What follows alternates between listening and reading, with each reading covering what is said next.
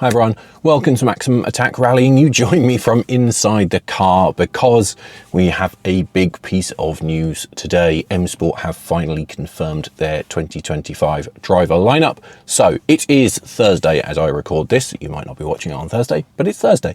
So yesterday we had confirmation that Gregoire Munster would retain his seat in a Puma next year. I don't think anyone was really surprised by that.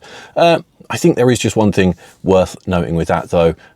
M Sport said that he is leading the team next year, and that's a tricky one for me. I think that is a very dangerous word to use. I think, Munster had an up and down 2024, didn't he? There was some good points. He finished the season with a couple of fifth places, which was okay, and that is perhaps a sign of progress. There were some offs and incidents throughout the year.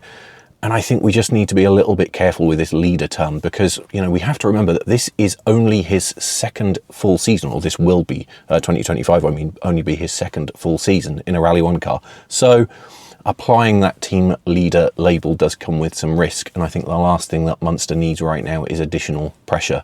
M Sport are in a difficult position, aren't they? They don't have a top driver in their ranks, and putting that label on Munster could be problematic, couldn't it? We want, from his perspective, he wants to develop and continue to learn the events, learn the rallies, and move forward.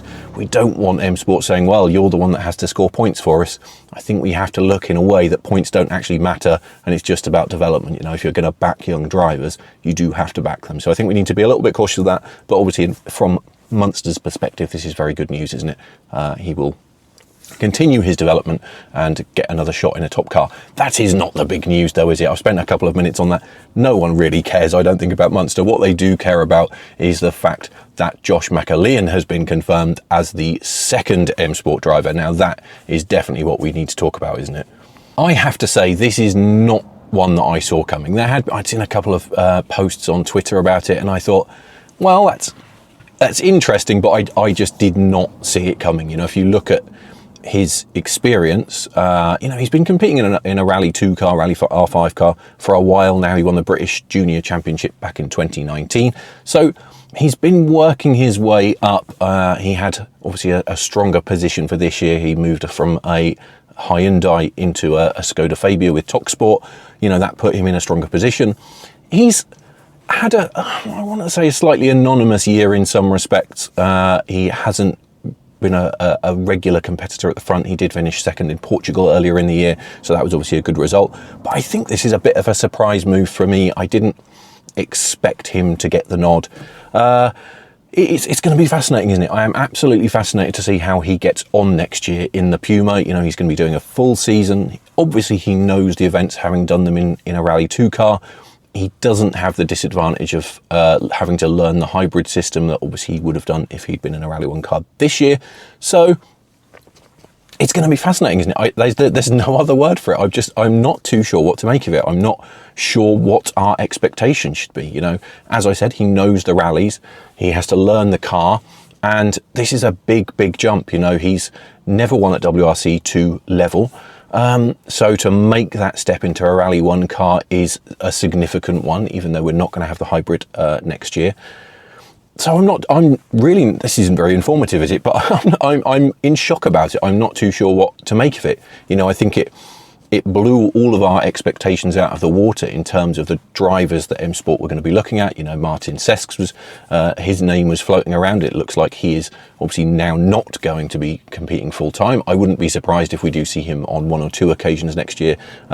And we might see some other names. There are other drivers that have expressed interest in driving a Puma. So we might see some other names out there. Obviously, with this confirmation of Munster and McErlean, it means that the likes of Andreas Mikkelsen and Esa-Pekka Lappi are off the table, I suspect. So none of those guys, but we might see Sesks and we might maybe see another couple of others. I think Jordan Serdaridis said that he intends to do a couple of rallies in the early part of the year. It's a big move, isn't it? I think it's one that a lot of people would not have predicted.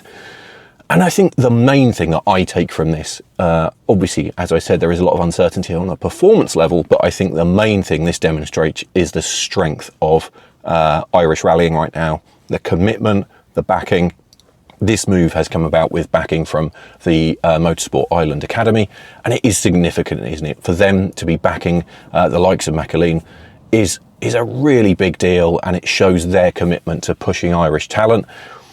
It makes me a bit jealous, I'm not going to lie. As a Brit, I would love for our governing body to be working so hard and bringing in private investors to help to support young talent. I don't see where the next Elfyn Evans is coming from, whereas if you look across to Ireland, you know, there is lots of support for young drivers coming partly from private funding. So that is a huge deal in itself, isn't it? So you have to hold your hands up and congratulate Motorsport Ireland for their support, and you have to congratulate Josh. You know, this is a big step for him, and it is, like I said, it's going to be really interesting to see what happens. Who else will we see in a Rally 1 car next year? I don't know. There is talk that Hyundai might run a fourth car on some events, so there is still some opportunity. Maybe we might see Danny Sordo out for 1 or 2 rallies, but I think I will finish this video with a question. What do you think of this move? Do you think this is a positive step for McErlean? I suspect you do. Do you think this is positive for M Sport? Do you think this was the right decision, or do you think they should have tried to find a spot for Martin Sesks, or should they have brought in a Mickelson or some of that nature? Do let me know in the comments below. As always, please like, comment, subscribe, all that stuff. Follow me over on socials, and I will see you again next time.